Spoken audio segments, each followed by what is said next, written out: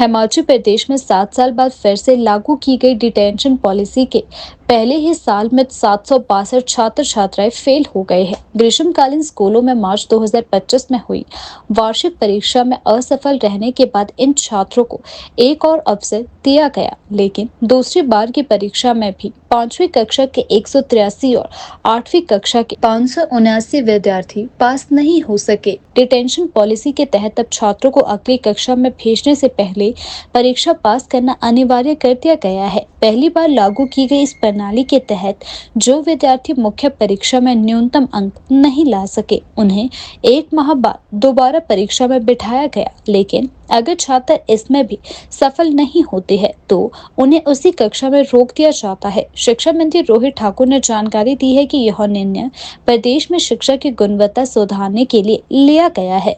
उन्होंने बताया कि पहली बार हुई परीक्षा में 5वीं और 8वीं कक्षा के 762 विद्यार्थी दूसरी बार हुई परीक्षा में भी पास नहीं हुए हैं। इन विद्यार्थियों पर विशेष ध्यान देने की जरूरत रहती है। देश में 2009 में लागू की गई नो डिटेंशन पॉलिसी के तहत 8वीं तक किसी भी छात्र को फेल नहीं किया जाता था। हिमाचल प्रदेश ने इस नीति का कई बार विरोध किया। वर्ष 2019 में इसे खत्म करने की घोषणा तो की गई, लेकिन पूरी तरह लागू नहीं हो सके। दिसंबर 2024 में केंद्र सरकार द्वारा शिक्षा अधिकार अधिनियम में संशोधन के बाद प्रदेश सरकार ने इसे सख्ती से लागू करने का निर्णय लिया। शिक्षा विभाग के अनुसार नो डिटेंशन पॉलिसी के कारण 10वीं कक्षा की बोर्ड परीक्षाओं में परिणाम लगातार कमजोर आ रहे थे। अब नई व्यवस्था से उम्मीद है कि आने वाले 1-2 वर्षों में शिक्षा व्यवस्था स्पष्ट सुधार नजर आएगी। शीतकालीन स्कूलों में यह नीति दिसंबर 2025 से लागू की जाएगी।